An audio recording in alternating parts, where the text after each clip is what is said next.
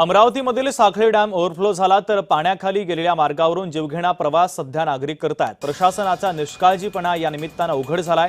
अमरावती जिल्ह्यामध्ये गेल्या 24 तासांपासून सुरू असलेल्या मुसळधार पावसाने नद्या, नाले आणि धरणं ओसांडून वाहत आहेत। नांदगाव खंडेश्वर तालुक्यातील मंगरुळ सभाळा परिसरात साखळी डॅम देखील पूर्ण क्षमतेने भरून ओव्हरफ्लो झालेला आहे। डॅमवरील नागरिकांच्या ये-जा करण्याचा मार्ग पाण्याखाली गेलाय। धोकादायक परिस्थिती असून देखील घटनास्थळी कोणताही इशारा फलक किंवा सुरक्षा बॅरिकेड्स लावण्यात आलेले नाहीये किंवा पोलिसांचा बंदोबस्त सुद्धा नाहीये। तरी नागरिक जीव धोक्यात घालून या पाण्याखालील मार्गावरून प्रवास करताना दिसतायत। आणि एकंदरीत या परिस्थितीचा आढावा घेतला आमचे प्रतिनिधी सुरेंद्र आकोडे यांनी। पाहूया।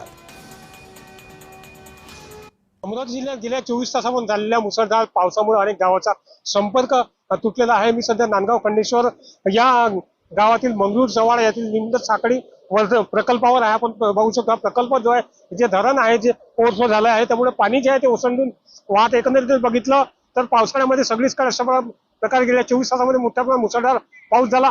हा प्रकल्प जर बघितला तर गेल्या अनेक गावांना जोडणारा हा प्रकल्प आहे आणि या पुलावरून अनेक गावाचा संपर्क जो आहे तो जोडला जातो आणि गावांना जाण्यासाठी हा एकमेव पूल आहे। मात्र गेल्या काही दिवसांपासून झालेल्या मुसळधार पावसामुळे दोन गावांचा अनेक गावांचा संपर्क जो या ठिकाणी तुटलेला आहे। या छोट्याशा पुलावरून पाणी जे आहे ते ओसंडून वाहत असल्या कारणानं या पुलाच्या पलीकडच्या गावकऱ्यांना या गावात येण्यासाठी किंवा गावाच्या बाहेर राहण्यासाठी मोठ्या प्रमाणात सामना या ठिकाणी करावा लागत आहे। एकंदरीत बघितलं त्या पुलावरून ओसंडून पाणी वाहत असल्या कारणानं या अशा प्रकार या गावाचा संपर्क या ठिकाणी तुटलेला आहे। गेल्या 24 तासात झालेल्या मुसळधार पावसामुळे अमरावती जिल्ह्यातील धारणी, चिखलदरा आणि नांदगाव खंडेश्वर या तालुक्यातील अनेक गावांचा संपर्क देखील तुटलेला आहे।